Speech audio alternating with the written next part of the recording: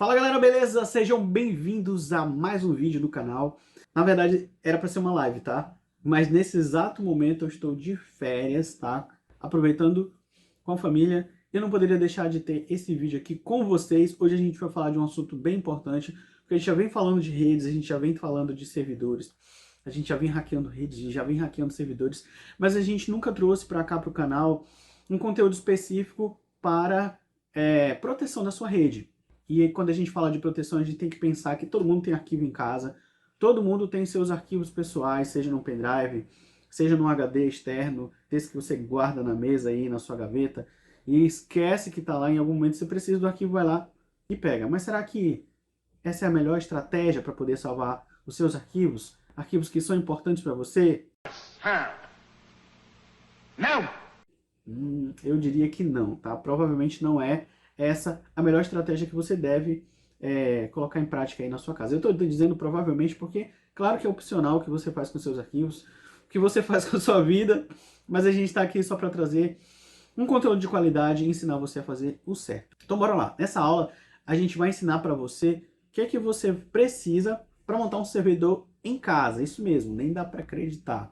Será que é possível montar um servidor em casa? Sim, é possível sim. E a gente vai mostrar para você que você pode não só ter um servidor, como você pode ter um servidor de qualidade para armazenar os seus arquivos com a tecnologia NAS. Mas professor, o que raios significa NAS? Basicamente, NAS significa Network Attached Storage, tá? Meu inglês não é o melhor do mundo, mas traduzindo aí do inglês para o português significa servidor de armazenamento de dados, tá? Traduzindo aí de uma forma fácil que você possa entender. E a gente vai montar ele na sua rede.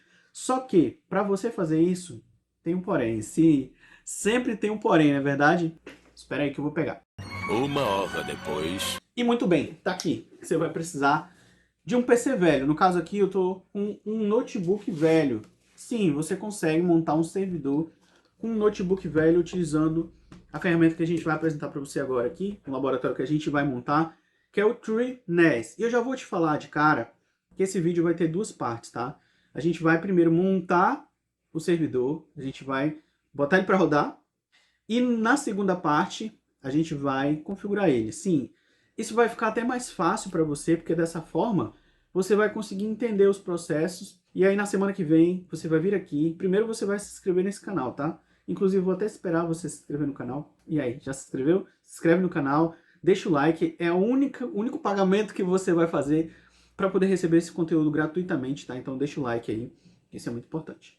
E na semana que vem a gente vai trazer a parte 2, inclusive bem importante a parte 2, porque é nela que você vai entender como é que você vai fazer para configurar esse servidor e como é que você vai fazer para acessar esse servidor, não só estando na sua casa, mas em qualquer lugar do mundo, se você quiser. Show de bola? Então vamos lá, preparando então o nosso computador.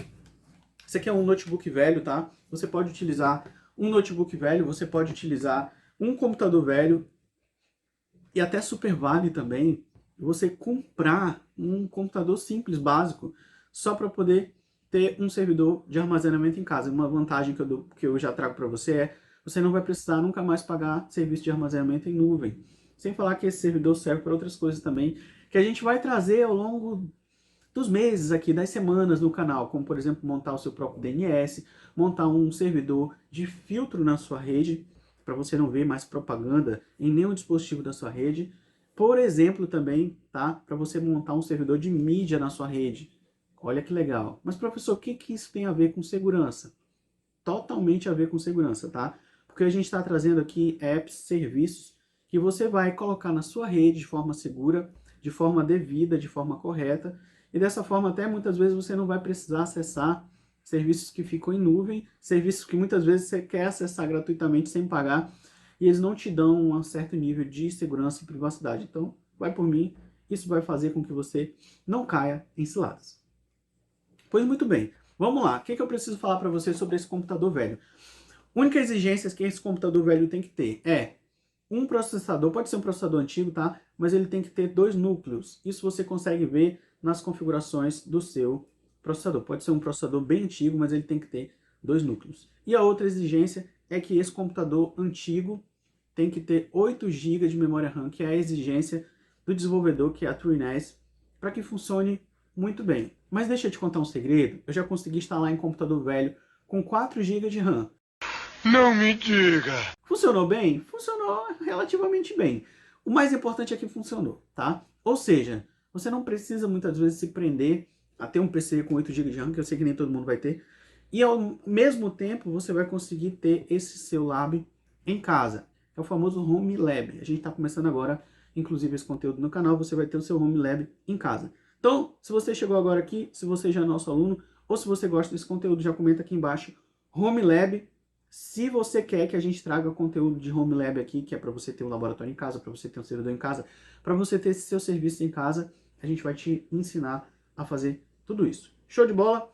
Então é isso. Computador com 4 GB, com pelo menos 2 núcleos já vai servir. Agora a gente vai para a tela, onde eu vou te mostrar como é que você vai fazer para baixar esse sistema, montar um pendrive e depois a gente volta para cá, que a gente vai instalar ele aqui. Show? Bora lá. Muito bem, aqui agora na tela do computador, a gente vai precisar basicamente baixar a ISO do TrueNAS e a gente também vai precisar ter no computador um aplicativo para criar pendrive de boot. Eu indico o Rufus, já uso o Rufus há um tempão, quem é meu aluno já sabe disso, quem é meu inscrito do canal aqui há mais tempo sabe disso também, então indico que você utilize o Rufus e vou usar o Rufus aqui nessa aula, tá? Então, outra coisa que você vai precisar é de um pendrive, que a gente vai precisar inserir essa imagem ISO dentro do pendrive, até porque a gente vai utilizar ele para poder formatar o nosso computador. Então, nesse caso, indico que você tenha um pendrive que não tenha nada nele, tá? Porque a gente vai formatar ele no processo. Abrindo aqui o Google, você vai digitar aí TrueNAS e vai abrir esse primeiro site aqui. Abriu o site, você vai descer um pouquinho até chegar aqui nessas opções. Lembrando que o TrueNAS ele é gratuito, tá? Mas ele também tem uma versão paga específica para empresas, onde você vai encontrar aqui o TrueNAS Enterprise, e aí você pode adquirir ele para utilizar em empresas, mas para usar em casa você não vai precisar pagar nada. Você clica nessa outra opção do lado aqui, que é a TrueNAS Community. Clicou, ele vai abrir para a gente duas opções, o TrueNAS Scale e o TrueNAS Core. Qual a diferença entre um e outro? Vamos lá. Basicamente a gente tem diferenças aqui de plataforma, tá? Um a gente vai ter o TrueNAS baseado em Linux e o outro vai ser baseado em FreeBSD. É um software também, um sistema operacional, a gente não falou sobre ele ainda. Em breve a gente vai falar sobre ele. Exatamente porque a gente não falou sobre ele, que a gente vai utilizar a versão Core. E também não por isso, tá? Não só por isso. A gente vai utilizar a versão Core porque ela vai ter uma compatibilidade maior com a maioria das máquinas, principalmente se você for utilizar a máquina antiga. Eu já utilizei as duas, eu já utilizei a Scale e já utilizei a Core, e eu tenho percebido que a versão Core ela é mais compatível com a versão com as máquinas antigas. Aí você vai dizer, ah, mas eu instalei já a versão Scale e para mim não deu problema, show de bola. Isso pode acontecer com você, mas já aconteceu comigo de fazer testes em máquinas antigas e a versão Scale dá problema. Por quê?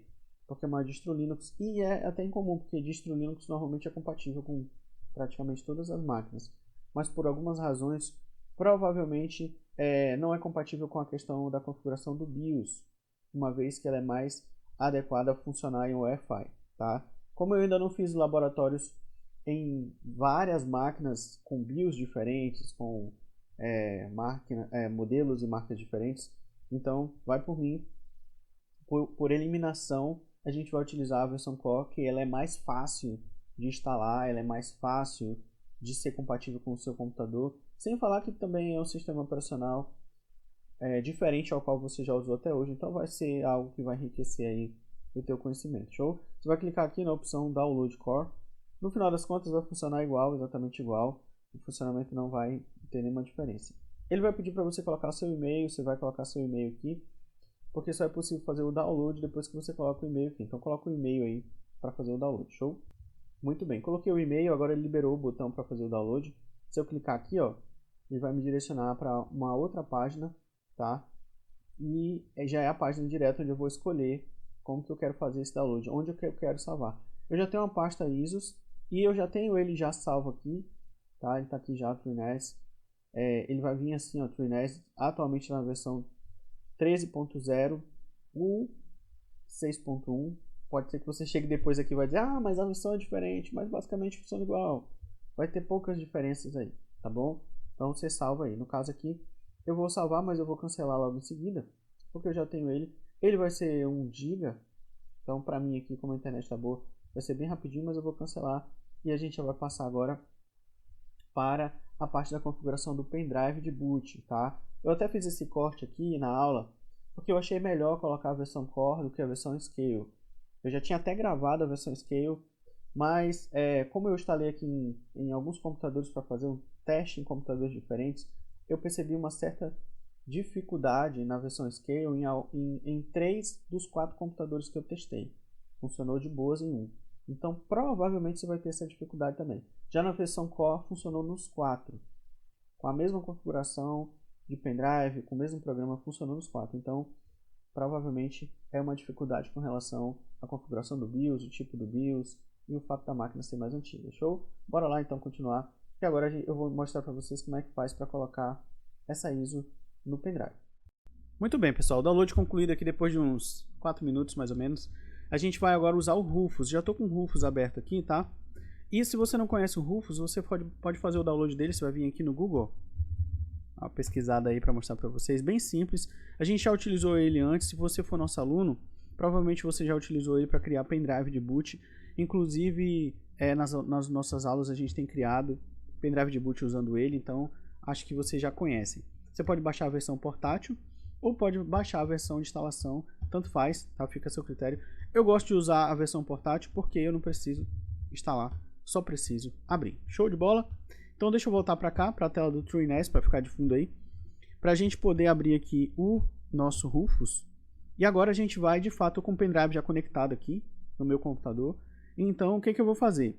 Eu vou escolher ele aqui, inclusive era um pendrive que eu tinha usado para gravar uma outra aula há uns dias atrás, do Zorin OS, que é outra distro Linux, tá? Muito legal, por sinal. Indico se você não testou ainda. Agora a gente vai selecionar a pasta onde está a nossa ISO do TrueNAS, tá? Eu já tenho aqui uma pasta ISOs. Vamos procurar aqui então o TrueNAS.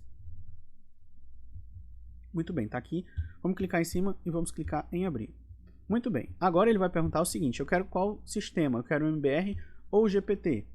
Nesse caso, como minha máquina é mais antiguinha, talvez seja o seu caso também, eu vou escolher aqui a opção MBR. Eu vou escolher o modo BIOS. Mas se a sua máquina for mais nova, você vai escolher o modo GPT, que provavelmente vai funcionar melhor para você. Eu posso escolher um nome aqui para o meu volume, tá? Vou colocar aqui TrueNAS e em seguida vou clicar em iniciar. Lembrando mais uma vez que você precisa usar esse pendrive só para isso, tá? Não pode ter nenhum arquivo importante nele, porque senão vai apagar e depois você não adianta vir chorando aqui dizendo: ah, a gente apagou os arquivos. Não. Você precisa fazer o backup. Interessante que você tem um pendrive só para essas coisas, sabe? Para bagunça, para você formatar, testar. Interessante demais. Então bora lá. Vamos clicar em iniciar. Ele avisa, né, que vai gravar. Por favor, selecione o modo aqui para a gente poder fazer. Então a gente vai... Isso significa que pode ser escrita em modo imagem. É o que a gente quer. Então vamos clicar em OK. E em seguida confirmar se é isso mesmo. A gente vai clicar em sim, tá? O diretório atual aplicativo será reutilizado automaticamente se estiver presente. OK. Vamos clicar em sim. Muito bem. Eliminar todos os dados. OK. OK. Show. Muito bem. Vamos aguardar aí. Vai levar alguns 2, 3 minutos para concluir. E agora a gente já volta direto na tela aqui do nosso notebook, que a gente vai fazer a instalação. Dúvida: professor, consigo instalar na máquina virtual? Até consegue, mas não é o indicado, já que a gente está pensando em ter um servidor em casa. Então, esse tipo de servidor não é legal você ter na sua máquina física por 2 motivos.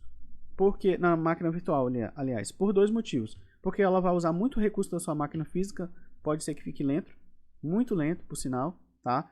Mas se você quiser assim instalar só para testar, para ver a cara do sistema, pode também. Não é o que eu indico, tá? Ambiente real, eu indico usar sempre uma máquina velha. Você consegue comprar uma máquina velha aí, bem baratinha, no Mercado Livre, no Facebook aí da sua cidade, né, nos catálogos da sua cidade. Ou então, dou uma dica de você procurar maquininhas baratinhas, novas, inclusive no Mercado Livre, na Kabum, não tô ganhando nada para falar disso. Na Pichau, que eu tenho certeza que você vai encontrar uma máquina aí. Já encontrei inclusive máquinas de R$600, de R$700, que vai servir para você fazer esses e outros laboratórios, sem falar que é sempre bom ter uma máquina em reserva em casa para você testar e estudar. Show? Então bora lá para a tela que eu vou mostrar para vocês. Muito bem, pessoal, a instalação iniciada, a primeira tela é essa. Ó. Aí você vai escolher essa opção ali, ó, Install Upgrade. Mas deixa eu falar uma coisa para você aqui, antes da gente começar, tá? 3 pontos importantes. O primeiro ponto é o seguinte, tá? Você precisa estar com o cabo conectado. Eu tô com o cabo conectado aqui já. E a gente tem um notebook aqui, basicamente, você poderia usar o Wi-Fi. Só que essa é uma aplicação que não funciona muito bem no Wi-Fi. A gente está falando de um servidor que tem um propósito de ser um servidor de desempenho profissional. Claro que a máquina aqui não é profissional, mas enfim. Se você não conectar o cabo, você não vai estar cumprindo um dos requisitos, que é colocar internet nesse cara para você conseguir acessar ele de outro lugar. Esse é um servidor que você não vai acessar ele, tá? Aqui, usando essa máquina. Você vai acessar ele de outro computador. Então, para isso, você precisa conectar no cabo. Show? Ponto número 1. Ponto número 2. É que, claro, para chegar nessa tela aqui, eu conectei aqui o pendrive e escolhi a opção do boot menu aqui, no caso desse computador F12, mas você pode procurar aí o que é compatível com o seu. Sempre aparece no cantinho F10, F2. Isso vai variar de acordo com o modelo e a marca do seu equipamento. Esse é o ponto número 2. Ponto número 3 é que, basicamente, a gente está falando de um servidor de armazenamento. Ou seja, a gente já tem aqui nessa máquina um SSD, que é um SSD que vai servir de base para o sistema. Ou seja, ele não vai receber os arquivos que você vai armazenar. A gente precisa de outro HD. O problema é que a gente tem aqui um notebook, né? E, por padrão, o notebook não tem muita compatibilidade com essa expansão de memória de armazenamento, né? De HD. Você precisa usar um HD externo. Então, a gente tem aqui um notebook, um HD externo. E não é o melhor dos mundos, claro. Usar um USB nunca é o melhor dos mundos. Você poderia, inclusive, colocar o sistema para rodar de um pendrive, simulando o pendrive como se fosse um HD. Não é também o ideal, principalmente para rodar o sistema, porque não tem cache, não tem algumas coisas básicas ali que um SSD de preferência, use um SSD de preferência. Se você não puder, use um HD normal mesmo, mas de preferência use um SSD para o sistema. E aí, para você usar um armazenamento, né, para poder compartilhar o armazenamento, você pode usar um HD externo. Se você estiver usando o PC, você não vai ter esse problema. Inclusive, uma das configurações profissionais que esse tipo de servidor traz é a possibilidade de você ter 2 HDs, tá, de mesmo tamanho, um espelhando para o outro, ou seja, todos os arquivos estão sendo salvos em um, e se der pau, der um problema, queimar, ele tem uma cópia secundária. Isso a gente está falando de armazenamento profissional. Show? Então aqui a gente vai clicar em Install Upgrade, primeira tela. A segunda tela diz o seguinte, que você precisa ter pelo menos 8 GB de RAM. Não é o caso aqui, tá? A gente tem menos de 8, a gente tem só 6, mas a gente vai continuar, só 4 aliás, mas a gente vai continuar mesmo assim. Você pode continuar, vai por mim, vai funcionar. Não é o melhor dos mundos também, mas convenhamos, a maioria de vocês vai usar em máquina básica, então estou usando uma máquina básica para poder trazer aqui a possibilidade que é possível. Muito bem, nessa tela você vai escolher qual HD você quer utilizar, tá? E aqui você pode se debater porque a opção de teclas direcionais não vai funcionar. O que ele pede para você selecionar utilizando a tecla Space. Você pode ver que aqui o quadradinho não tem nada. Quando você pressiona Space, ele vai preencher. Dessa forma você vai pressionar OK, Enter aqui no OK para poder avançar.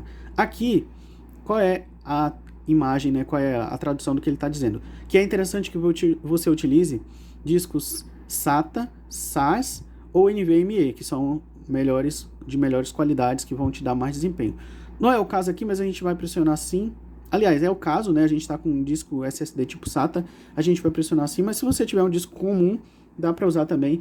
Não vai te trazer um desempenho top, mas ele vai deixar você usado da mesma forma. Então, yes. Nessa tela você vai colocar uma senha, tá? Tem que ser uma senha decente, pelo amor de Deus, porque senão alguém vai conseguir te hackear em poucos minutos. Então coloca uma senha legal aí, de nível elevadíssimo, tá? E também que você não vai esquecer depois. Pergunta: a instalação vai ser tipo BIOS ou tipo Wi-Fi? Nesse caso, como o computador é mais antigo, eu vou usar tipo BIOS. Agora ele pergunta se você quer criar uma partição de 16 GB para swap do sistema. Nesse caso, como o nosso computador é mais simplesinho, a gente não vai criar. Vamos clicar aqui no swap. Finaliza com essa mensagem: True Installation Successful. Muito bem, vamos clicar em OK. Reiniciar agora aqui Reboot System para a gente poder iniciar já o sistema. Muito bem, pessoal, depois de reiniciar o sistema e depois de aguardar aí mais ou menos uns 3 minutos até carregar tudo, essa primeira inicialização vai demorar, vai aparecer vários pontinhos na tela, é normal, deixa, porque a gente precisa disso aqui, ó. Tá vendo esse IP? A gente vai precisar desse IP. Claro que o meu IP aqui vai ser diferente do seu. O seu IP vai ser diferente, porque a tua rede é diferente, tua faixa de IP é diferente e talvez a tua classe de IP seja diferente. Mas é com esse IP aqui que a gente vai acessar esse servidor de qualquer lugar dentro da nossa rede. A gente pode depois configurar para acessar fora da rede, mas antes a gente tem que configurar. Então bora lá digitar esse IP aqui, ó, 92.168.18.35, para a gente poder fazer o teste. Bora lá. Muito bem, agora chegou a hora da parte mais legal, que é o quê? Que é conectar no servidor. Lembrando como se trata de um servidor, para funcionar ele tem que estar ligado. Você pode desligar ele depois. Eu estou dizendo isso porque já teve aluno meu de outros cursos, outros treinamentos que dizem: professor, eu não estou conseguindo acessar o servidor, o que está acontecendo? A gente foi investigar e descobriu que o servidor estava desligado. Então o servidor só conecta se tiver ligado, tanto para uso interno na mesma rede, como para uso externo também, se você quiser. Depois a gente vai mostrar como que faz isso no próximo vídeo. Show? Então bora lá. O IP que ele está dizendo aqui, do meu lado, é 192.168.18.35. Vamos dar um Enter. E a tela do TrueNAS é essa, tá? A gente vai digitar agora o usuário e senha que a gente cadastrou lá. O usuário é o usuário padrão para todos os sistemas. Para todo sistema, a maioria dos sistemas desse tipo vai ser root, tá? E aqui a senha vai ser a senha que a gente havia cadastrado. Então eu vou colocar aqui a senha e a gente vai fazer o login. Muito bem. Senha digitada, vou clicar em login. E pronto, abriu pra gente aí a tela do TrueNAS. Tem os painéis mostrando o uso da CPU, mostrando também a memória RAM. Eu falei que era 4 GB, mas na verdade é 8 GB nesse PC, mas vai funcionar para 4 também. Tranquilo, já fiz o teste para 4. Pode ver que ele está usando aqui 1.3 GB, então ele usa pouca memória. Por mais que ele peça 8, ele vai usar pouca memória. Aqui ele tem interface de rede também. Essa minha placa é uma placa barra 100, mas se você tiver, como pode usar uma placa barra 1000 também. Enfim, a gente vai fazer a configuração agora. A gente está sem configuração de disco, não tem, enfim, nenhuma configuração para a gente acessar esse armazenamento ainda. A gente vai fazer, mas a gente vai fazer na próxima aula, tá? Sabe o que é que precisa fazer agora? Dá o like. Você precisa dar o like no vídeo se você ainda não deu. Deixa o like, que aí a gente vai saber já a sua animação para a próxima aula, onde eu vou te mostrar o passo a passo de como configurar tudo isso aqui. Show? Show de bola? Fiquem com Deus, tá, galera? Deus abençoe todo mundo. E a gente se vê então na próxima aula, onde eu vou mostrar o uso, configurações e uso já do TrueNAS aí na sua rede. Show de bola? Tamo junto, forte abraço e até a nossa próxima aula.